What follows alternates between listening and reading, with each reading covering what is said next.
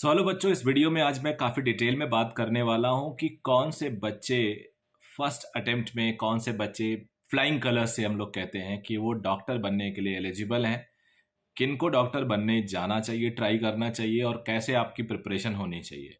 तो इस वीडियो को आखिरी तक देखिएगा। पेरेंट्स देख रहे हो तो ज़रूर देखें, बड़े भाई बहन बच्चों के जो एस्पिरेंट्स हैं उनके देखिएगा तो आपको काफ़ी कुछ इसमें आइडिया लगेगा। इसमें मैं 2-3 मुद्दों पे बात करूंगा, एकदम अपने एक्सपीरियंस के बेसिस पे। कोई पेपर वाली बात नहीं, पेन पे जो किताबों में होती वाली बात नहीं, रियलिटी में बात करने वाला हूं और ये आप सबको अपने से कनेक्टेड भी लगेगा। देखो, बायोलॉजी लेते हैं दो, मेडिकल के लिए जाते हैं दो टाइप के लोग। जो बायोलॉजी ऑफकोर्स 11वीं 12वीं में लेना होता है, वो दो टाइप के ही लोग होते हैं। एक तो जिनको जेन्युइनली मेडिकल या डॉक्टरी फील्ड में जाना है, उनके अंदर एक सेवा भाव है, उनको मन करता है, एप्रन देख के अच्छा लगता है और डॉक्टर को देख के कहीं ना कहीं वो कनेक्ट होते हैं कि यार यही मुझे बनना है, प्रोफेशन चुनना है, यानी जो अंदर से आवाज आती है। एक वो लोग होते हैं जिनको मैथ्स से डर डर लगता है। अब मैथ्स से डर लगता है लेकिन साइंस का प्रेशर है, घर में सब पढ़े लिखे हैं या नहीं भी हैं तो सब चाहते हैं कि आप पढ़ो लिखो आगे बढ़ो, तो आपके पास साइंस में एक ऑप्शन आ जाता है बायोलॉजी लेने का। ऐसे बच्चे या इनफैक्ट जो डॉक्टर बनना भी चाहते हैं, दोनों में से कोई भी बच्चा सेलेक्ट हो सकता है। ऐसा नहीं है कि किसी में ज़्यादा होते हैं किसी में कम होते हैं।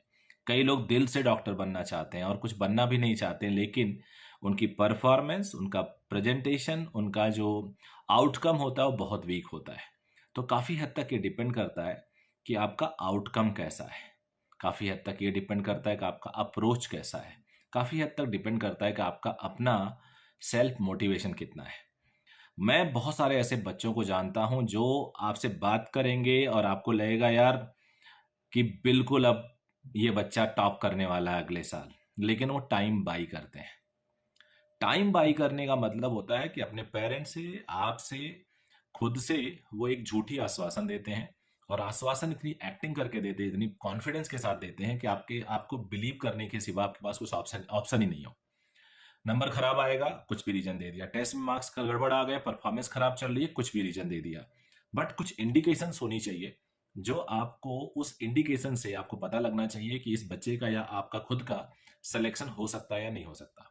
पहला इंडिकेशन कि बच्चों का परफॉर्मेंस कभी भी कंसिस्टेंट नहीं है।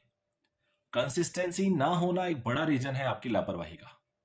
चैप्टर के टफ और आसान होने का रीजन नहीं है। आपने देखा होगा कि कुछ बच्चे क्या, मोस्ट ऑफ द स्टूडेंट जो टॉप परफॉर्मर होते हैं वो सारे सब्जेक्ट में होते हैं।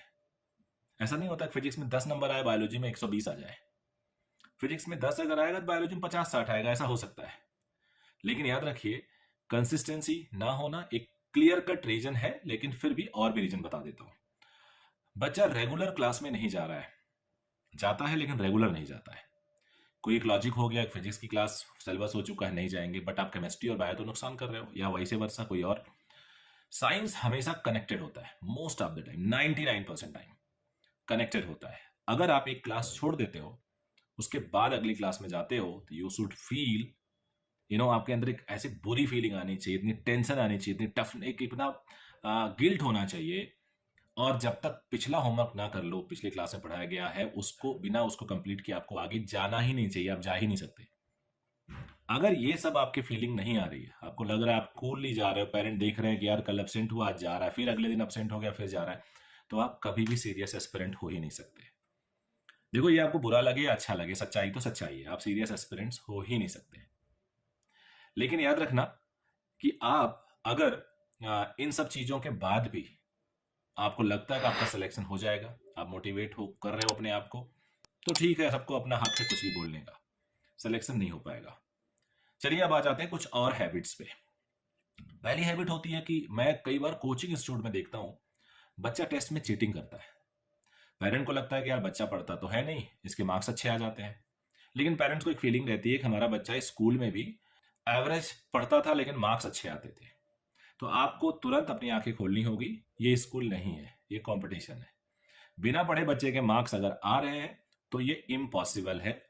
इम्पॉसिबल है, आप बिल्कुल मत समझिए कि आपके घर में बहुत चमत्कारी बच्चा पैदा हुआ, ऐसा नहीं है। वो इम्पॉसिबल है, वो अनफेयर मीन्स यूज कर रहा है, और कोचिंग में भी बच्चा चीट करता है। याद रखिएगा, कोचिंग में भी बच्चा चीट करता है। ऐसा बहुत सारे केसेस हम देखते हैं।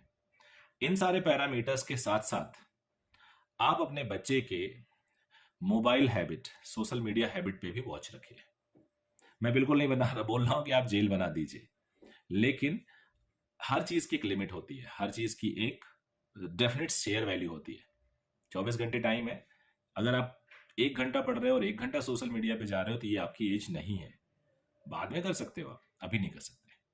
तो इस तरह से आप जज कर सकते हैं बच्चा कितने देर पढ़ता है, कितने देर सोशल मीडिया पे जाता है, और कितने देर वो टीवी और मोबाइल और कंप्यूटर में लगा रहता है। कंप्यूटर और मोबाइल की कोई ज़रूरत है नहीं एक्चुअल में। ये भी बच्चे अपने पेरेंट को बता देते हैं एंड दे फील कि ठीक है, कह रहा है तो होगा ही, आजकल का ज़माना, आजकल की चीज़ें, इस तरह से बातें होने लगती हैं। एक्चुअल में ये भी गलत है। तो आपको यही सब सोचना होगा, आपको यही सब सीखना होगा, आपको यही सब जानना होगा कि आप कैसे पता करें कि आपके बच्चे का सिलेक्शन हो रहा है कि नहीं हो रहा है। आपके बच्चे के मार्क्स कंटिन्यूअस स्टैग्नेट हैं, इंप्रूव कर रहे हैं, तो भी अच्छा सिग्नल है। जितने भी नंबर हैं वो बने हुए हैं, एक थ्रेशोल्ड से कभी नीचे नहीं गया और इंप्रूव कर रहा है, और उसकी पढ़ाई में, उसके अटेम्प्ट में सीरियसनेस बढ़ती जा रही है, तो ये एक बहुत अच्छा साइन माना जाता है बच्चे के सिलेक्शन की तरफ जाने का।